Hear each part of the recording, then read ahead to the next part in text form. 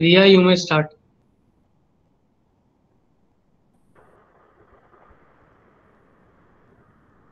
Am I audible firstly? Yes, you Thank are. you. You are. Greetings to everyone present in the sixth session of e-certificate course on human rights. I, Ria Soni, welcome you all on behalf of Think India and HRDI. There's a fair bit of instructions you need to keep in mind before the session commences. Participants are requested to turn off their mic. If you have any questions during the lecture, please type them in the chat window. I'll take them up when the speaker finishes their speech. We are honored to have with us Ms. Archana Pathak.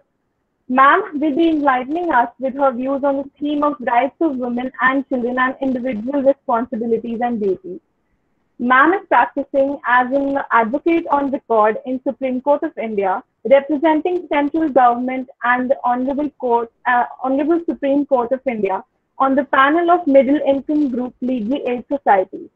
She has handled various important cases with regards to constitutional law, company law, arbitration, trademark laws, land acquisition cases, family law, PILs, also rendering free legal aid and advice to the vulnerable sections of the society. From being an eminent part of important writ petitions like Justice Case Puttaswamy and Another versus Union of India, where privacy was declared as a fundamental right to challenging nikah halal and polygamy, ma'am has vast experience in different streams of law. We are really honored to have you amongst us today. Now, without any further ado, I would request ma'am to address the session. Thank you very much. Thank you very much, Think India, for this wonderful initiation, in these times, in the pandemic, when everybody is homebound and we cannot go to the courts, or, you cannot go to the colleges and do your regular things. But this is such a good initiative that, we are able to talk to each other, discuss things related to law, and keep, our minds active. This is very important. I know that, today's topic is rights of women and children and their duties and individual responsibilities. The topic is such that, you have to talk about rights on one hand, and about duties, your individual responsibilities on the other hand. It's always said that, once at one side of a coin is a right and the other side is definitely a duty. But why are we only talking about rights of women and children in particular, not about everyone as a whole? And why are we not including men here? The reason is that there are, since time immemorial, because of the fact that our country has a patriarchal set, and therefore women have always been considered as, a second-class citizen. Whenever some important decision has to be taken in the family, mostly it's the men who take all the big financial decisions, etc., are being taken by men, and the less important ones are to be left to women, as in aaj khane mein kya banna hai. So they are called as the caretaker inside the house, and they have to take care of the family, the children. But whenever it comes to the important aspects or the important decisions, then they are left alone. So therefore, there was a need thought by the parliament that special privileges have to be given to these, this section of the society, women and children, because children are small and they cannot agitate their rights, they cannot stand up for their rights. So therefore, a need was thought there has to be certain privileges given to this section of the society, so that they also come up and start working together with the other counterpart, that is the men. So therefore, we are basically today, we will be discussing about the rights of women and children. I have prepared a very short PPT, and it's basically about the rights. I have just tried to jot down these points so that we can discuss them one by one. And while I'll be talking about rights, I will try and also discuss something about their duties and responsibilities. Now, where exactly do you need these safeguards for women, or maybe those extra precautions? That is everywhere, wherever you go. So whether it's a home where women are usually, if they are not working outside but totally inside the house, family, because most of the cases, the harassment or the violence that is indicted on women is usually in the four boundaries of the house. And of course the children are also there. So that is the first area where you need to protect them, from the safest environment. Sometimes the safest environment becomes the most difficult environment as far as violence against women and children are concerned.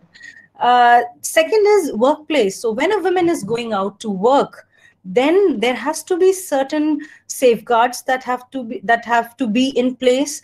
There are certain laws that are enacted by the parliament, because a need was felt that when women are going out to work, there are certain problems that they are facing day in and day out, and there was no way that they could address the same.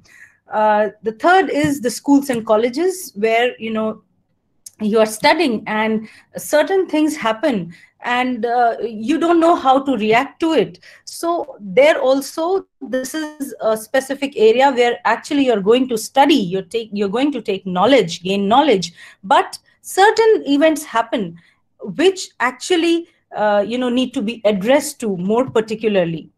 Then you have social gatherings. Now, I'm specifically referring to social gatherings here because it has been seen that so many crimes that are committed to the vulnerable children, the small children, sometimes are taken place. They take place whenever there is a social gathering in the house and people are not around. So these are some of the areas where these kind of violence or certain activities happen, which have to be taken care of.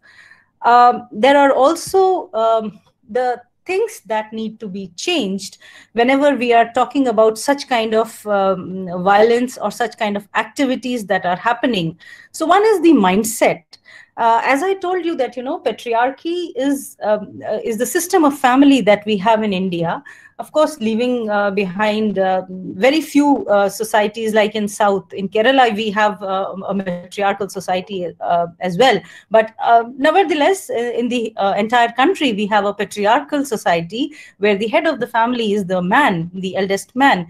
So it is always considered that men are, the head, and the others have to take orders. So it includes women, children, and everybody who's in the family. So the head is always a man.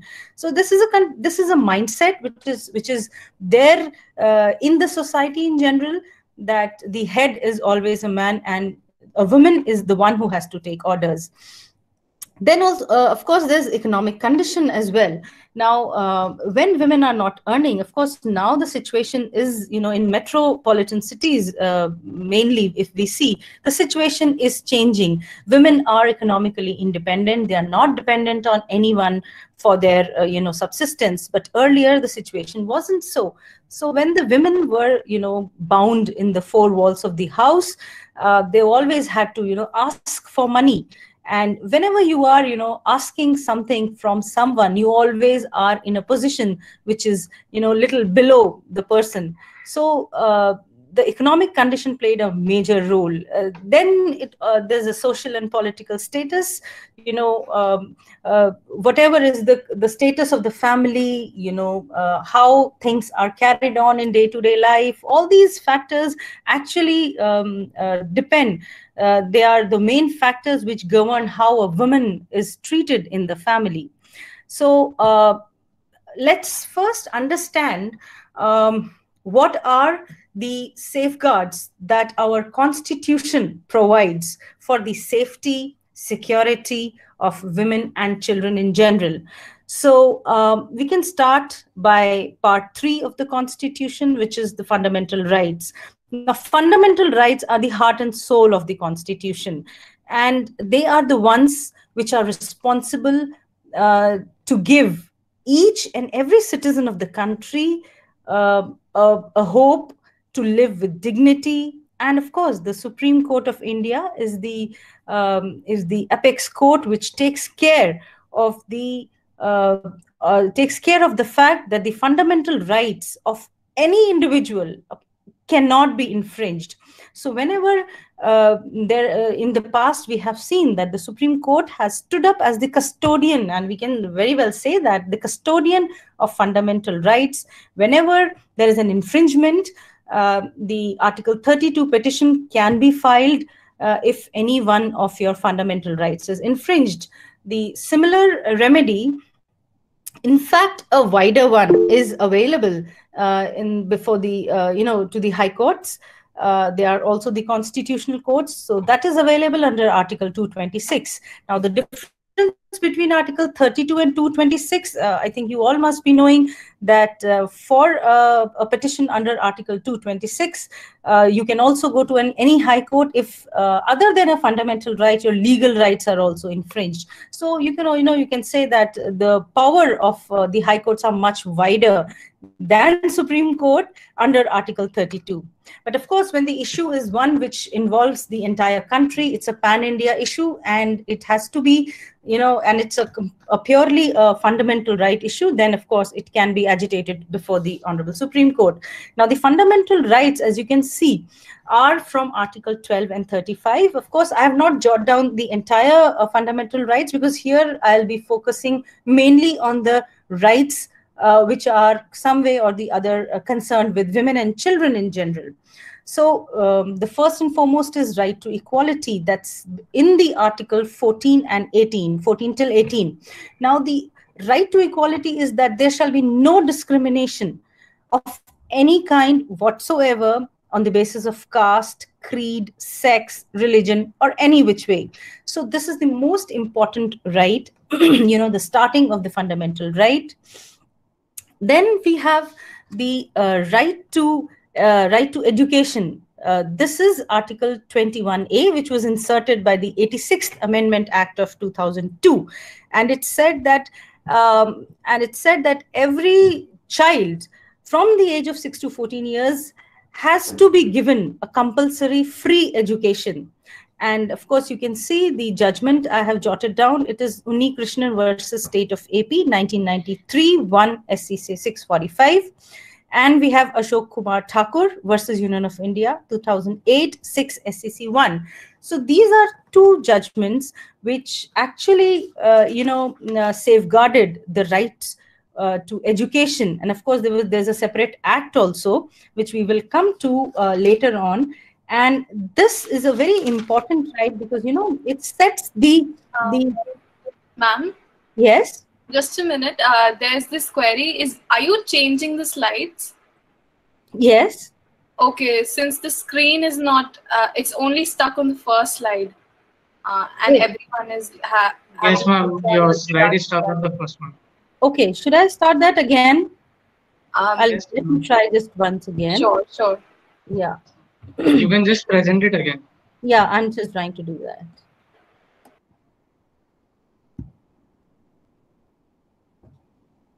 Is it fine? So can you see the constitutional safeguards that I'm reading? It's stuck on the title. Title slide. Oh, okay. Just a second. Just let me know when you see that. Can you maybe press on the present, the slideshow kind of a thing, when it's visible on the full screen, maybe? Yeah, just a second.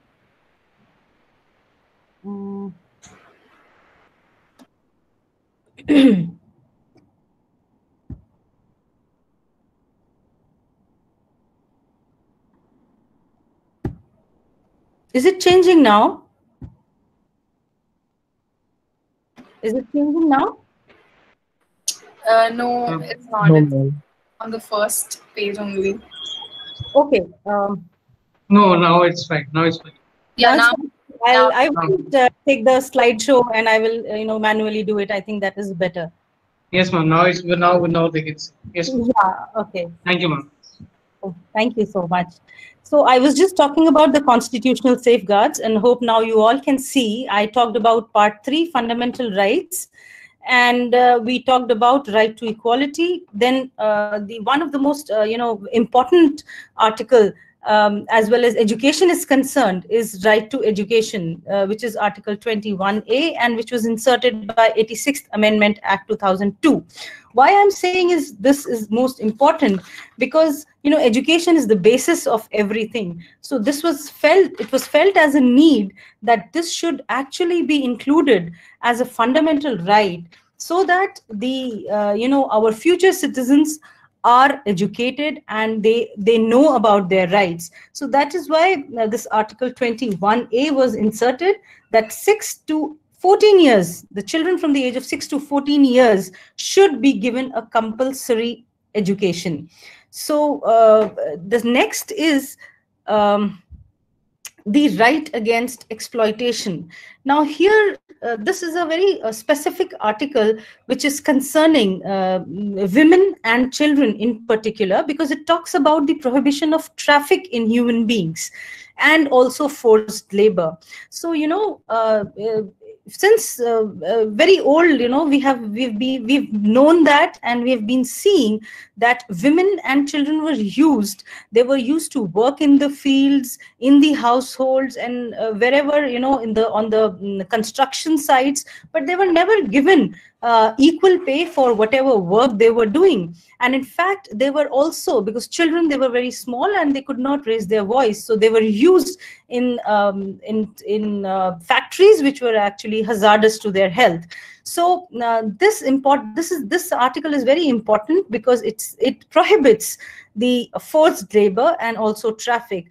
Now, the famous judgment is MC Mehta versus Union of India, 1996, 6 SCC 756, which laid down the guideline and directed that the children should not be working in the hazardous factories, which can cost to their lives. So they should not be working there.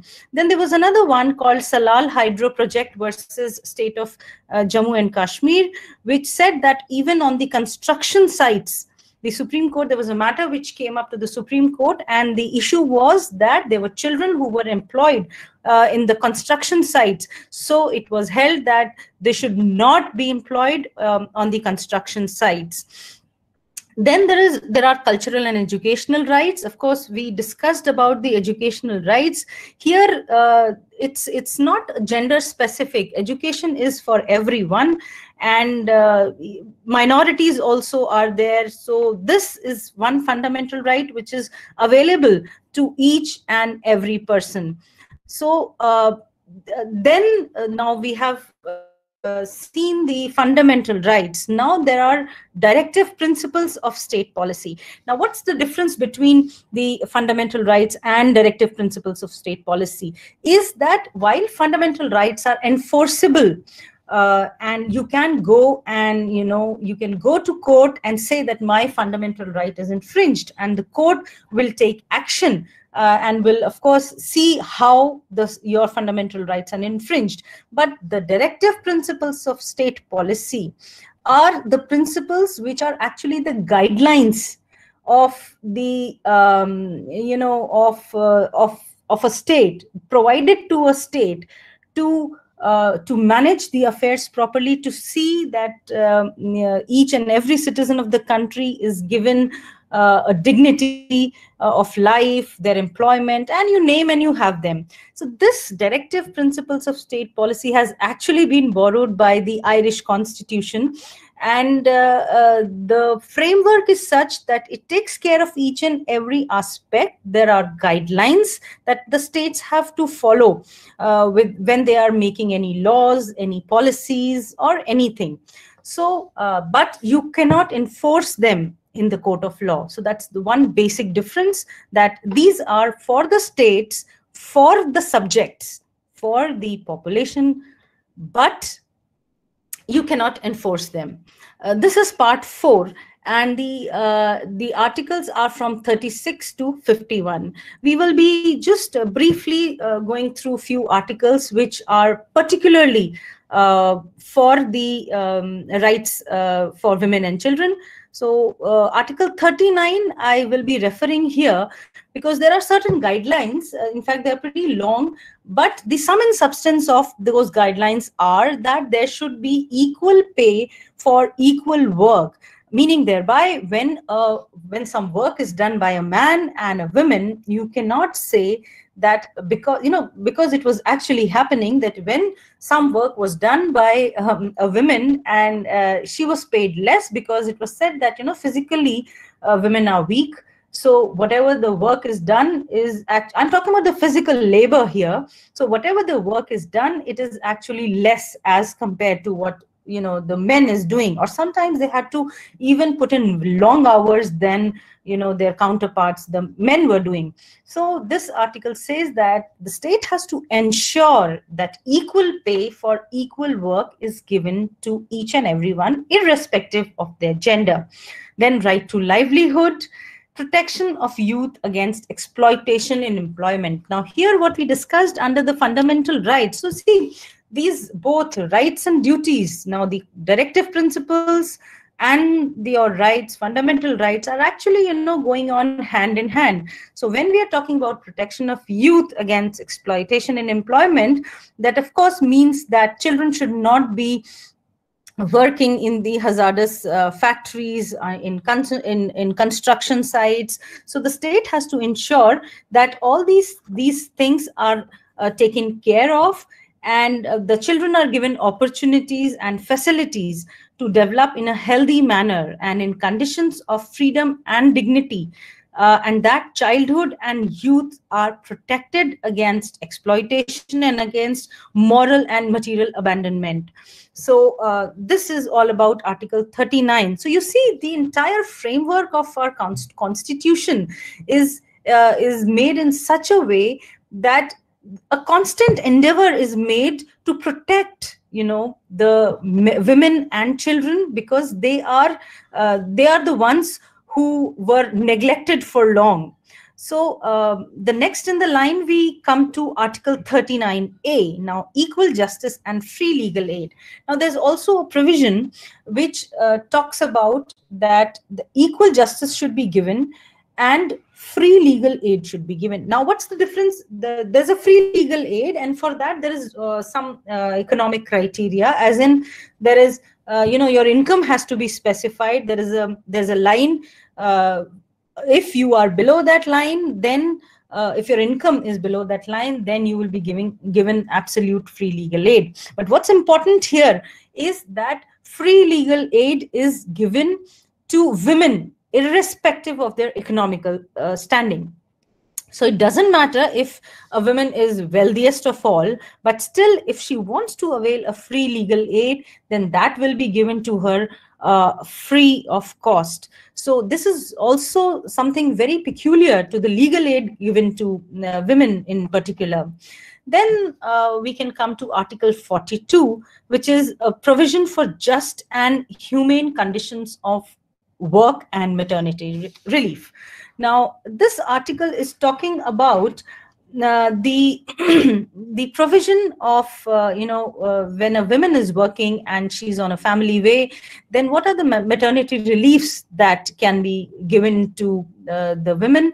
And of course, there is a Maternity Benefit Act which was amended. We will come to it later. In one of the last slides I have prepared is the Maternity Relief Act. So these are few constitutional safeguards. We discussed about the fundamental rights, and then we discussed about directive principles of state policy. So these work hand in hand to provide a safe environment and see that especially the women and children are not neglected in any manner whatsoever. Then we will come to the legal framework. So apart from the constitution, whatever constitution has provided, there are certain acts which have been made, which have been enacted by the parliament to see that the if there is anything left out, or if more laws are to be made, so that any atrocity which is done on women and children in particular can be taken care of. So first we can discuss about the Protection of Women from Domestic Violence Act 2005. So now see, in India, there was an age-old, in fact, it still exists, age-old tradition of dowry. Now, this all starts from the fact that the day a daughter is born, she's considered a burden, and you try to marry her off as early as possible. In fact, even in today's times, Akha Teej is a festival which is celebrated in Rajasthan, where women, the girls of a very tender age are married off. And of course, the gona happens, or the sending of the bride happens at a later age, but at least they are married off, so that their burden is shed. So it all starts with that mindset, and therefore these two, the one is the Dowry Prohibition Act of 1961, and the second is Protection of Women from Domestic Violence Act 2005, are very important, which take care of women who are suffering from the domestic violence. See, I told you in the beginning that mostly whatever violence or atrocities happen is between the four walls of the house, and even the people, the neighbors won't sometimes come to know what is happening inside the house and how the lady is suffering. So these two acts have been framed for the protection. Then you have the Indecent Representation of Women Prohibition Act 1986. So you cannot represent a woman in a way which is any way indecent, or in a way which is not agreed to. So that for that also you have a particular enactment. Then a very important act, the Sexual Harassment of Women at Workplace Act 2013. Now this is this is one of my favorite enactments by the parliament till date, because you see the whole idea of how a state has to take care.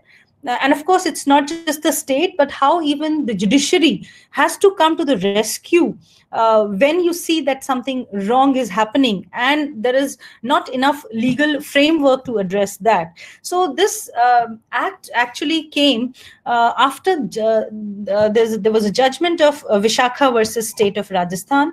And in that, it was felt by the Honorable Supreme Court that there are no guidelines, and there is no act in particular which takes place of the women who are harassed sexually at workplace. So when you go at workplace and see, you have the IPC, which takes care of whatever offenses are committed, but then offenses which were not actually spelled out in IPC, but they were happening, and they were preventing the women to work peacefully.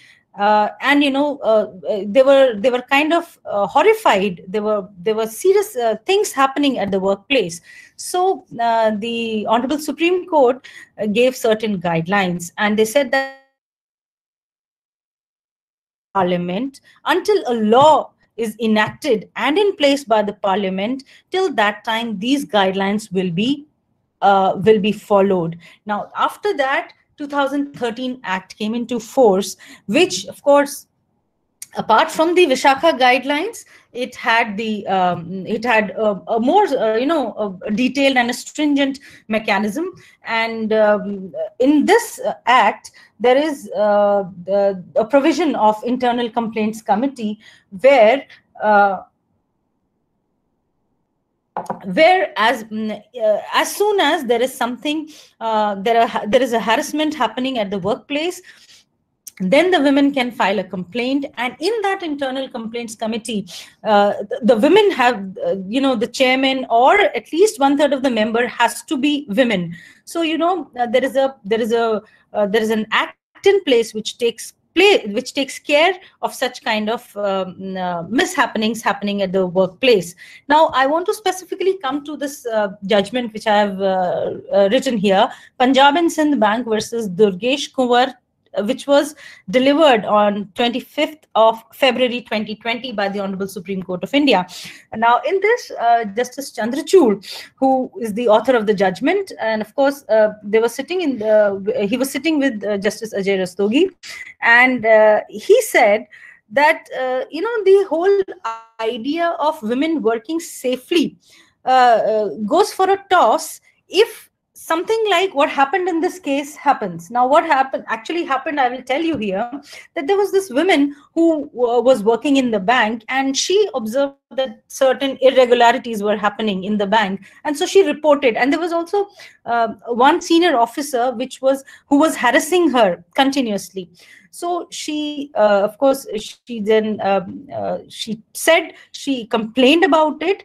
But after that, what happened was, because that person had certain connections higher up in the management, so instead of taking any action against that person, this lady again was transferred. There was a transfer order to her.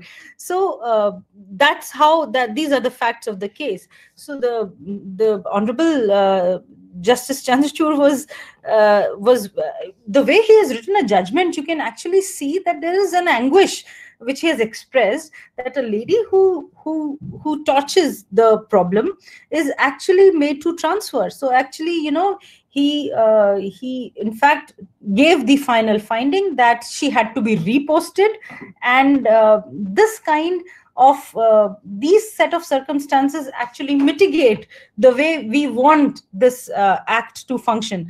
So this is the latest judgment, and very beautifully written. So I would request you, each one of you, to go and read this. This actually will clarify everything that how the act works. And in this matter, even before the ICC, the respondent did not even appear. So that's how lightly he was taking. So the next in the category is the Prohibition of Child Marriage Act. So we discussed about how small children are married off, girls are married off at the tender age, so that the responsibility of the parents are shed. So for that, there is this Child Marriage Prohibition Act was enacted. Then we have the Juvenile Justice Care and Protection Act 2015. Now, juvenile is a person, is a child who is in conflict with law. Now, you can't actually, you cannot use the word prosecution, because actually they are in such a tender age. So how you can take care, and you have to see that juvenile actually comes back in the society as a reformed citizen. So therefore, a rehabilitation has also to be looked into. So this act actually takes care of the juveniles who are in conflict with law.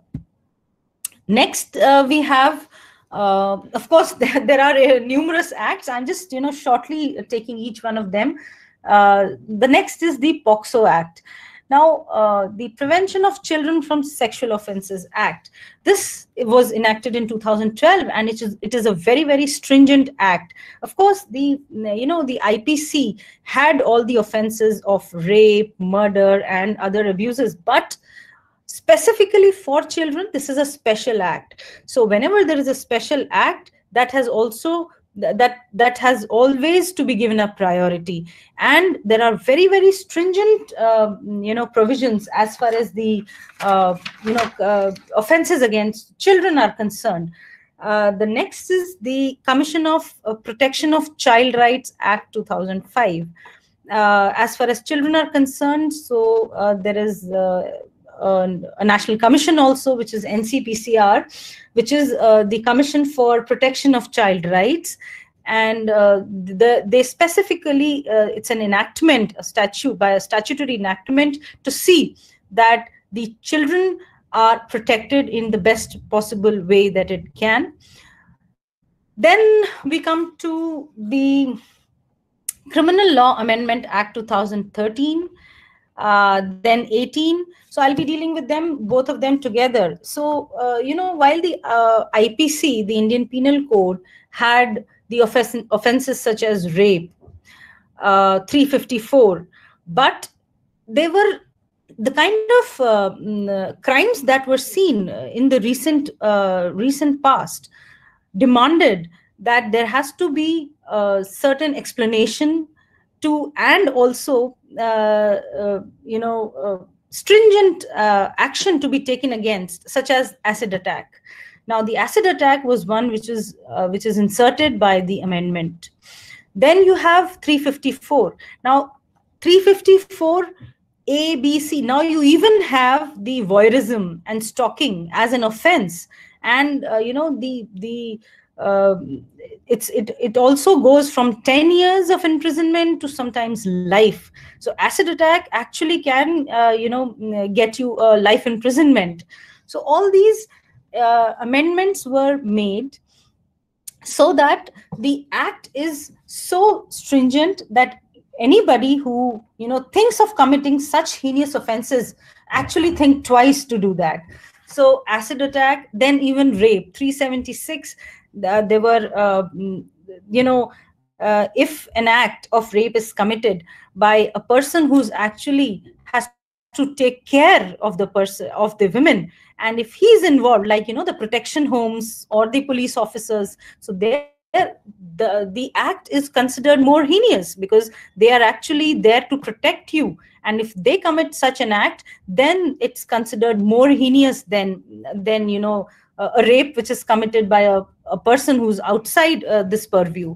So these all were amendments which were included, so that stringent measures are taken when things like these happen. Then there were from life, earlier it was only till 10 years, but now life imprisonment for acid attack victims, and of course the rape.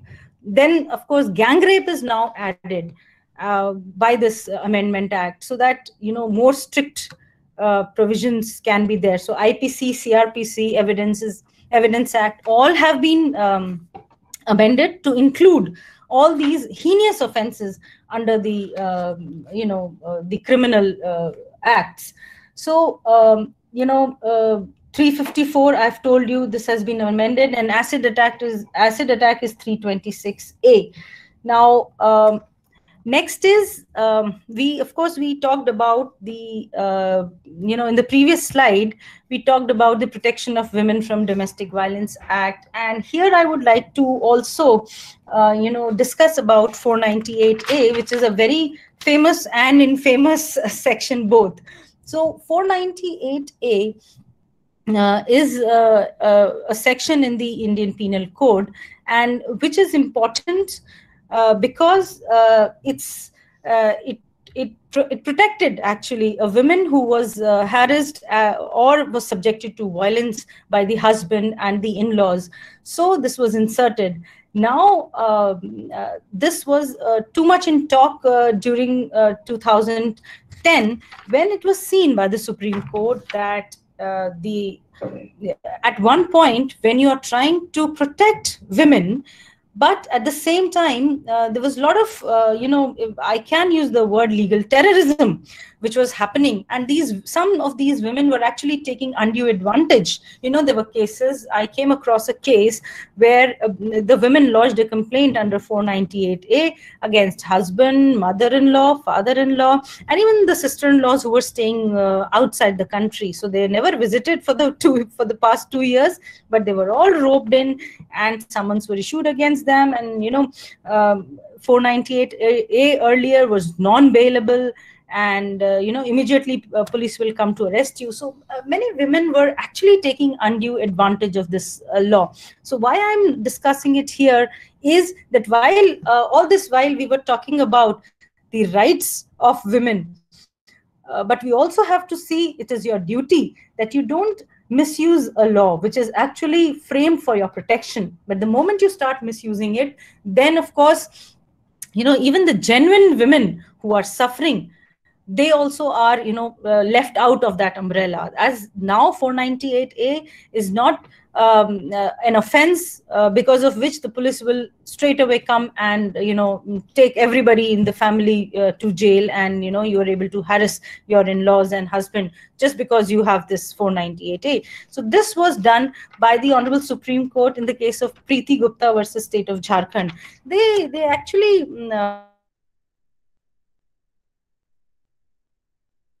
this section, there is a common thread, there is a common complaint. You can see a pattern following, where everyone in the family is actually roped in and they are put behind bars, and then they come for bails, and sometimes the bails are not even given to the aged parents, and they come up to Supreme Court. So here it was felt that 498A is kind of a legal terrorism, and it's kind of misused by many women. Now we can also talk here about what can be done if it is found that these kind of provisions are misused by few women. So a husband can file a Section 500 case. Section 500 IPC relates to defamation, and the husband can file a case for defamation against the women if it is found that she has actually narrated the facts wrong and wasted the precious judicial time. Then an application for damage recovery can also be filed under Section 9 of CPC.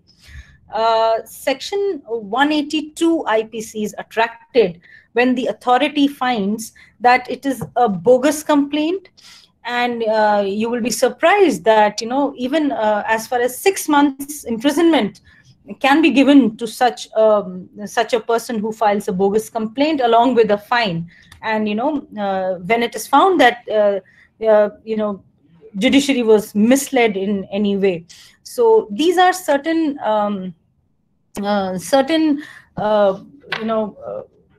the duties, you can say, that women have to keep in mind, that when you are given that extra protection, you don't have to misuse it, because if one or if few people start misusing it, then the general, we have seen that in metropolitan cities, maybe the women are now aware of their rights, but go and see in the villages, they are actually suffering. So, if you file these bogus complaints, that it's not actually you, but the people who actually need the protection of laws, they need that umbrella above them. They are the sufferers. They are the actual sufferers. Now we can, of course, we did talk about the right to education. We have already covered it. The next are the two acts which are very, very important, which is the Maternity Benefit Act 1961, and of course the amendment in 2017 which happened. This is important because whenever you are going out to work as a woman, it was felt that there occurs a time when you're carrying, when you are in your family way, and then it becomes very difficult to work, and then how to take care of yourself, and then after your child is born. So initially there was a provision of 12 weeks of maternity leave with pay, but later on with the Amendment Act, that has been extended to 26 weeks. There is also one important addition there, that a creche facility is also recommended, that whenever you have women as employees, you have to make sure that you have a creche where they can leave their children when they are there to work. In fact, I must tell you that even in the Supreme Court, we didn't have a creche facility 2 years back, till 2 years back. So these are the benefits that that happens when the statute is enacted, and it is it's taken care of the basic needs, because when women come out to work, it is very important. I could see a lot of my colleagues who would bring their children in cars, and with a ayah or a maid, they would sit in the cars, and as soon as their matter is about to reach, they would rush up, they would go and do their matter and then come back, and be with the children. So it's very important. It was very important that you know, when you're one half of the population is you know, is working, they need those special acts, they need those special protection, so that they're able to work, you know, shoulder to shoulder with their male counterparts. And it's always there are duties, responsibilities, rights that go hand in hand. So I think that was all that I wanted to share. Anything that you want to ask? Any questions, if there are?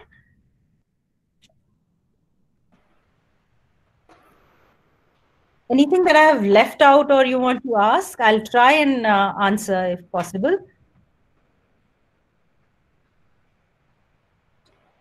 So, ma'am, a student is actually requesting for the citation of a case. Can you please clarify, Harsh, which citation are you asking for? For which case are you asking for? Punjab Sindh case it is. Hello?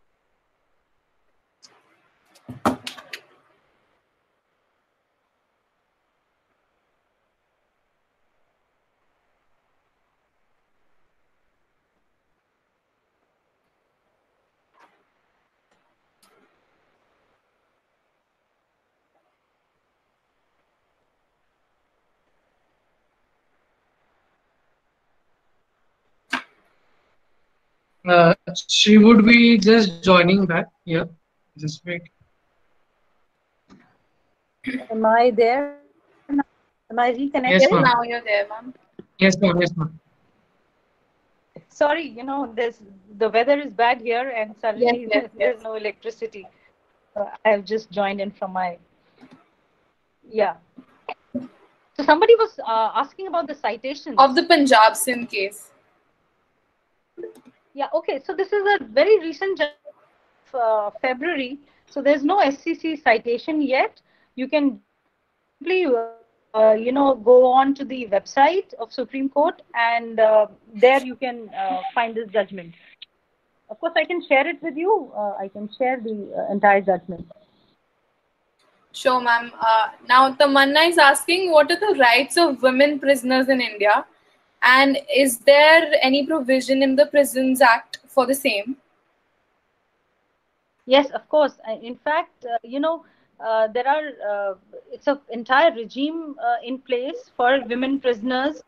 You know, as you have a separate prisons for male prisoners and women prisoners, where you even have the provision that you can, you know, the women prisoners can keep the children, the small aged children with them while they are inside.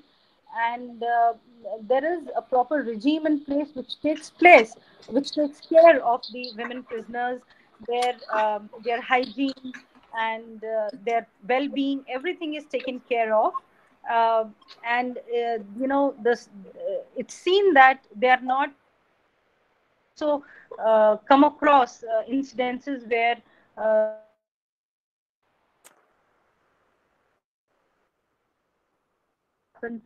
inside the prison.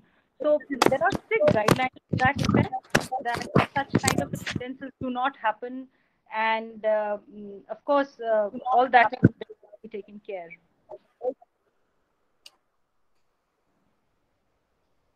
Thank you, ma'am. There's another question regarding the prevention, the Sexual Harassment of Women at Workplace Act. So, Arushi is asking, how far do the provisions of this act extend to the unorganized sector? See, yeah, you've rightly asked, Arushi. it's very difficult actually, because the case that we just read about, the Punjab and Sindh case, this was a bank, and imagine even there you had so much of a problem having, the ICC was constituted, and even then there is the accused, or the person responsible for it did not join. So how conveniently people think that they can just get away with all these things happen. But as far as people with employees are concerned, this act is actually on those establishments which is having 10 employees or more. So of course, unorganized sector, till date we know there is a problem, and the situation is not really good. Women are subjected to harassment, and of course you always have those IPC provisions where you can go to police wherever the act is not properly followed. So you can take care, you can take refuge to the IPC whenever you feel that the act of 2013 is not in place. Okay, so there's another question regarding. So it asks that why do you think there's no economic eligibility for women to obtain free legal aid? On his left, I guess. Are you there, Noah? This is again, yes, I'm there and I can hear you. Okay. So she was asking about the economic eligibility, that why it's not there for women, right? Yeah, so it was, why do you think there's no economic eligibility for women to obtain free legal aid, even if they are well above the poverty line? Isn't that unfair to the other gender? Well, see, sometimes it so happens that the woman is wealthy, but she's at home and she cannot use all that money. She's dependent upon the husband, or she's dependent upon anybody who's taking care of the finances in the family.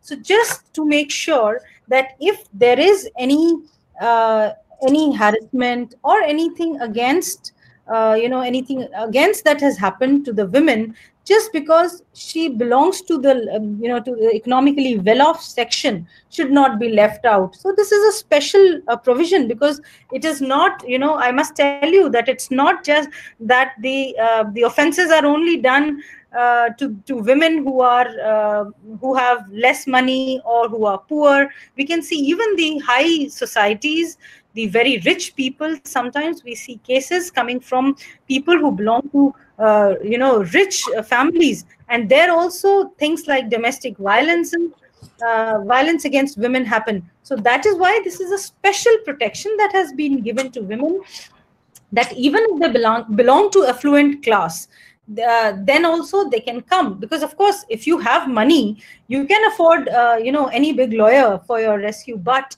if that money is not available to you, then of course, then also you can go and take a legal recourse. There's another question regarding whether there's a crèche facility in Supreme Court and High Courts.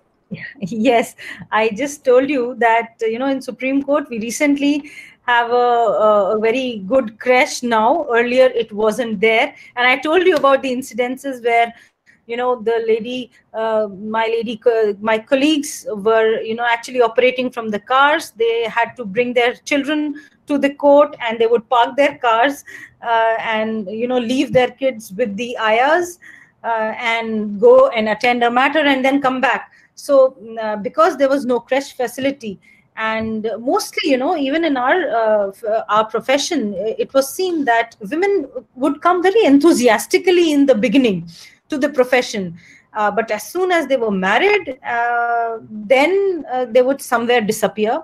Or when they would have kids, then suddenly for 2 to 3 years, or maybe 4 years, or sometimes even it's very difficult once you're out of the that circle, that professional circle, to come again and practice. So it was very difficult. Very, very few women would actually come again and practice.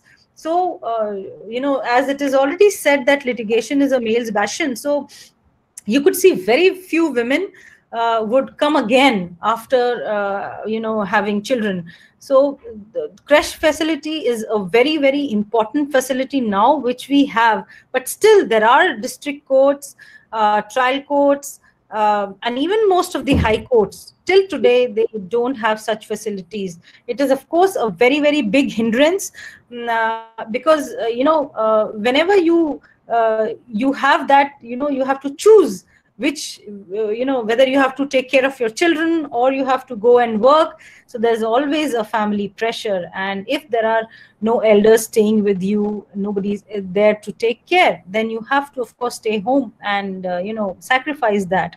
So this is a very, very important, this amendment in 2017 which happened. And creche facilities, of course things would change slowly, but I see that it is changing, and we only hope that very quickly we should have all these arrangements in place so that women can work freely and without any tension.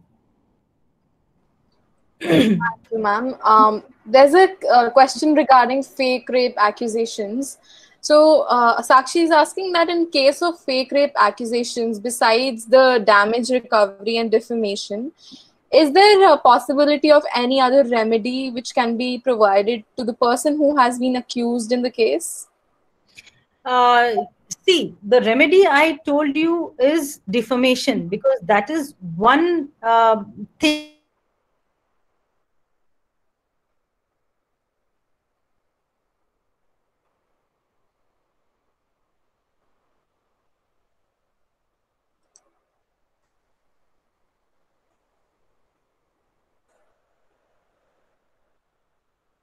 Are you there?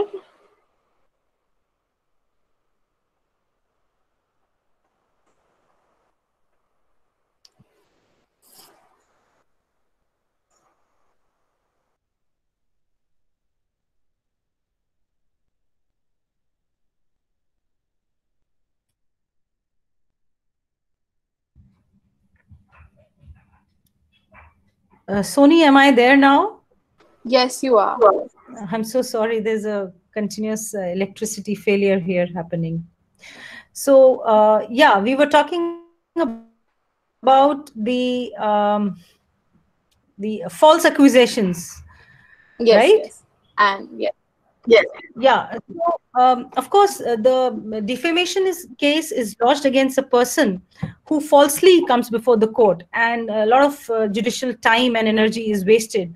So this is a very, I can say, a very important section which can be used against a person who acts in such a manner and deposes falsely and comes falsely before the courts.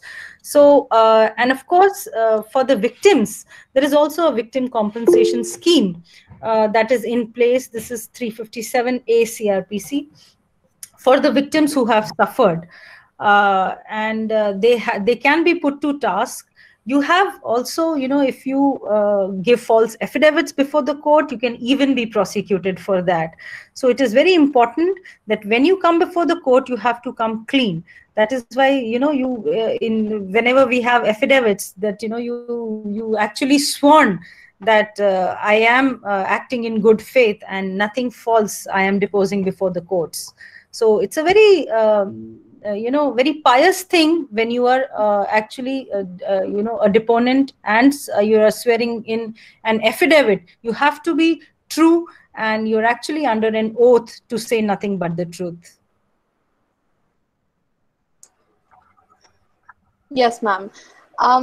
Like seeing the current situation of COVID-19, and there was like apparently a huge increase in the cases of domestic violence. Yes. Divyanshi has actually asked a question about the current situation and a lady facing domestic violence amidst the lockdown, and how will she be able to file a complaint while like if we have a free legal aid, but everyone is at home and there will be problems in going to the police station or to make a postal complaint as well. So how is the government addressing the situation, and how should a lady go for the remedy?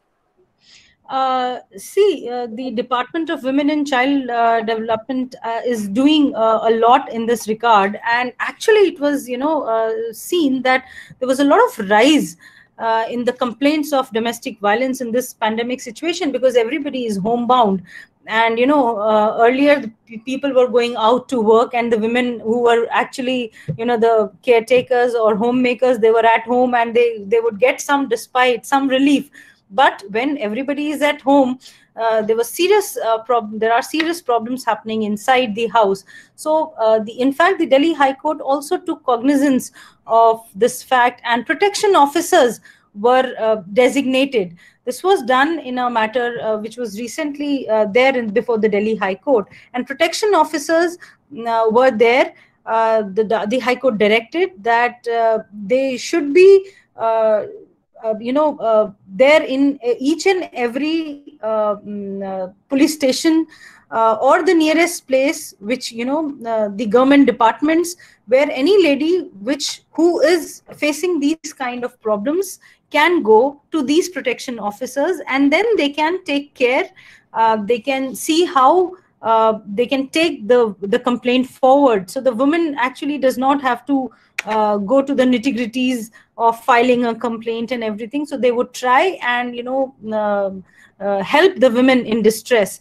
So that was the protection officers was a very important step which was taken to actually address this problem during this pandemic.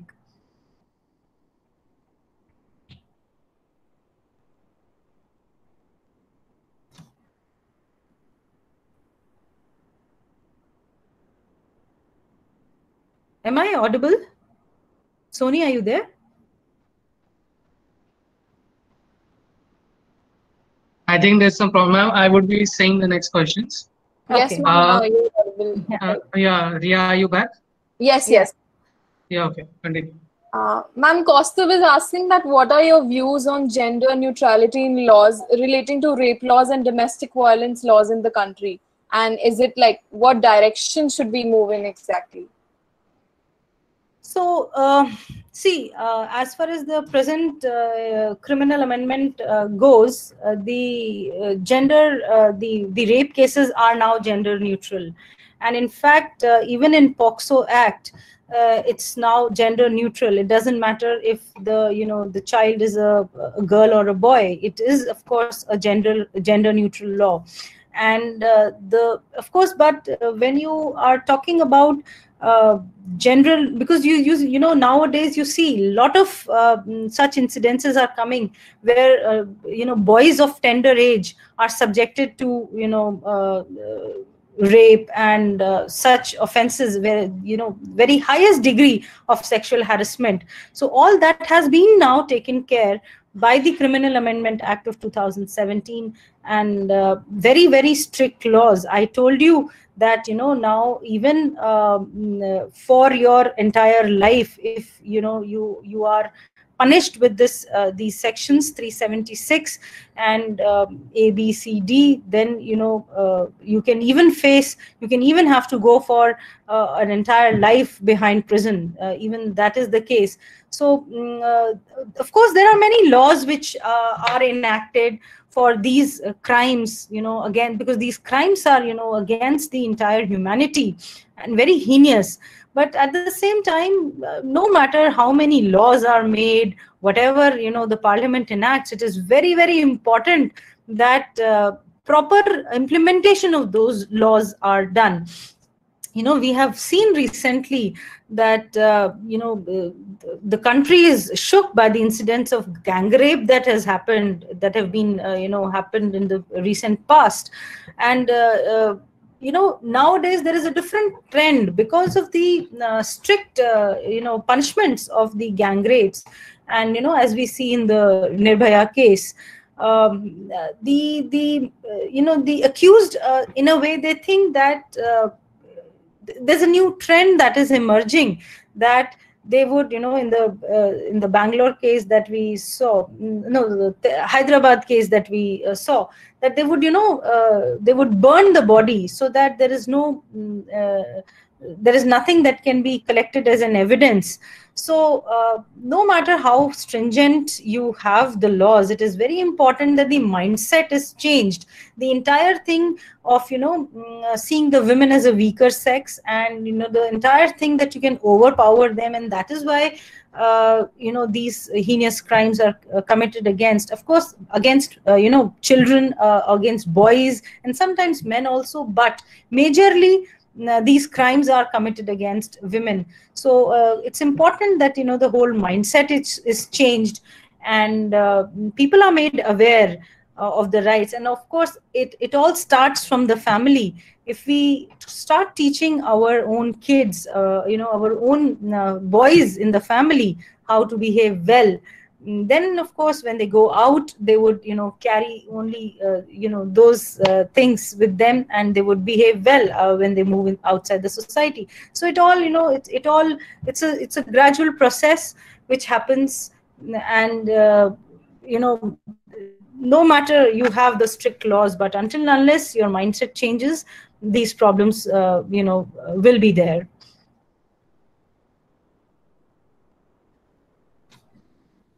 Thank you, ma'am. That was a really good answer to the question.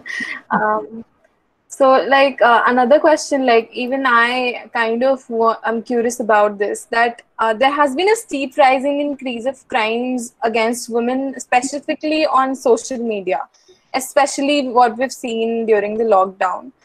Even though we have cyber laws addressing few problems, why isn't there a proper legislation for crimes against women on social media? That's right. See, there are crimes that are happening. These technologies, when we are using, be rest assured that when you are out, when you are in the virtual, that are there to take care of these criminal acts. But at the same time, you must also be little aware, because we have seen a lot of incidences happening where, women were lured into such a situation that they would, indulge in talks with people who are strangers, or sometimes people will pose different names, and, they would as if they are somebody else, and they would try and, talk things with you. So you have to be very, very careful when you are in the social world, because of course if you post anything, all your photographs, everything is out there and open, and they can be misused. So but the first thing is that there is already cyber laws in place, and in fact now even IPC has those, 354 takes care of such offenses. So you have to immediately report about these. Case, you would all remember the boys' locker room, the famous, or maybe the infamous case which happened, and immediately action was taken, where this group of boys talking indecently about one of their one of the other student who was studying with them in the school. So immediately action was taken. So it's very important that you be very sure with whom you are talking, and you're not sharing anything which you don't want the entire world to be seen. So of course the laws are there. Again, the whole thing goes on to the same thing, that if you yourself are not aware, then it is very difficult to even nab the person who is doing the wrong act. So the laws are in place. You can approach the cyber cell, you can approach the the concerned police station, lodge your complaint, it will be taken care of. And now we are talking about the social media. In a way, it at times when the offenses are committed, it actually it helps also nabbing the criminal, because I can, there's a voiceover. So what? Am I audible? Yes, you are audible. I'm getting my own voice back. So yeah.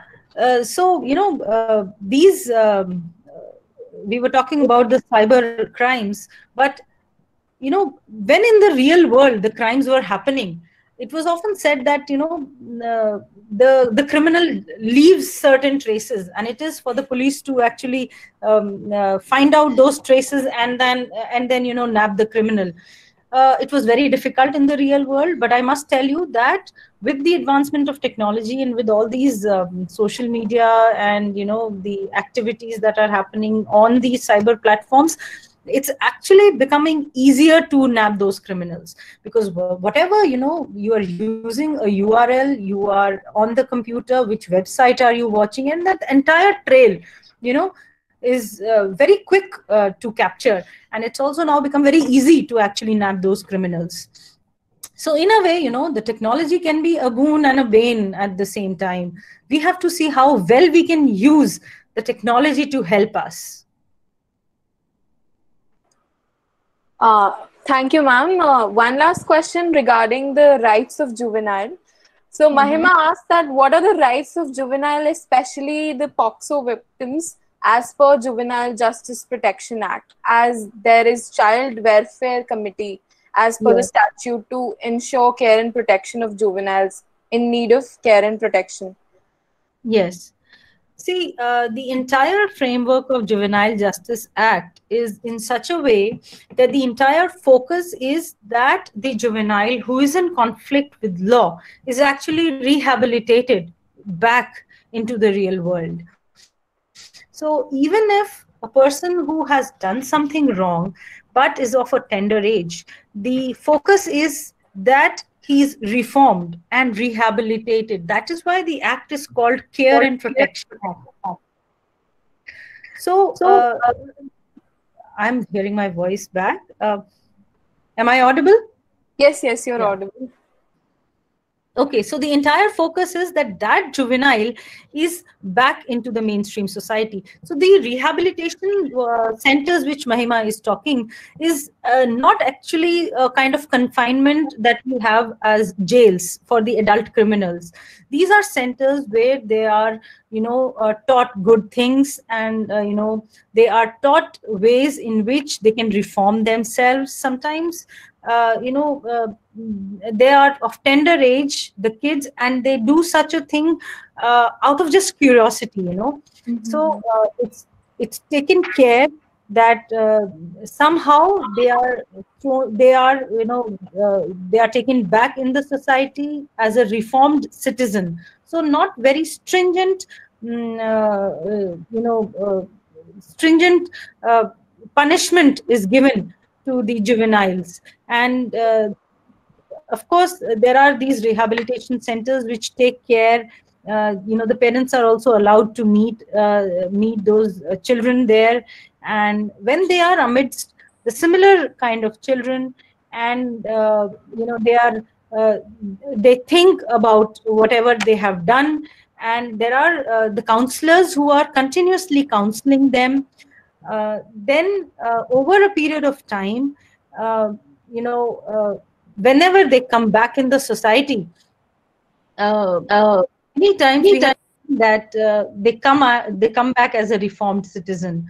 So this is a special statute which is for the children below 18 years of age who are in conflict with law. I hope I'm able to answer the question. Yes, ma'am, surely. And you've very well addressed all the questions also, because there were a few repetitive questions which actually revolved around the same theme, being domestic violence or the juvenile center. Ma'am, is there anything else you want to cover before a wrap up?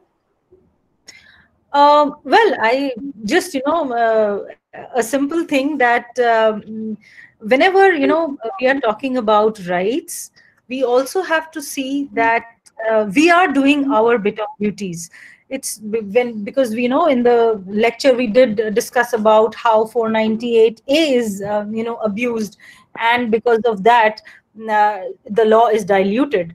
So it has been seen time and again that whenever the laws are made for protection of women, there are misuse, abuse of those laws which happen, which actually are a deterrent for actually the victims who need those laws.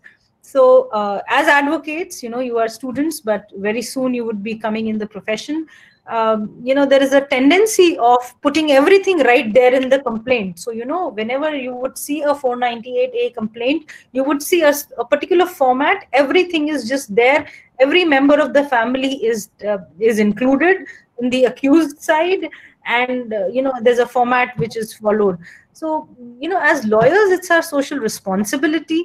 It's a professional responsibility also, that we don't, just follow this practice of dragging everyone into the litigation, but we actually, frame the complaint which is right, which is true, and so that we can do our bit of duty. We can take care of the victim who's actually suffering, because in this entire process, somewhere so many years are gone by, and justice, I don't know, is lost because of the years that have gone by. So as practitioners, as legal practitioners, it's our first and foremost duty that we see that the victim gets the justice. Otherwise, this whole idea of having so many laws in place is just is of no use. Thank you, ma'am, for delivering such a thought-provoking lecture, and also letting the participants know about the responsibilities they can play while they step out in the professional world, and also being aware as of now. This has been truly fruitful for our participants. And on behalf of Think India and HRDI, I pay my sincere thanks to all the participants as well. Looking forward to see you tomorrow. Thank you.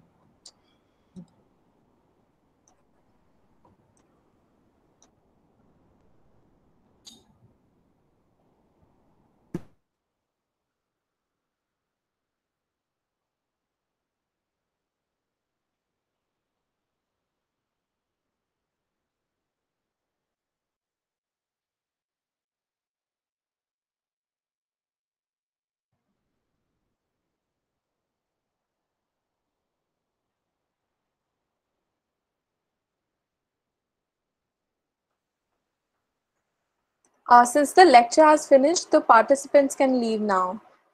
Any queries would be taken up by email.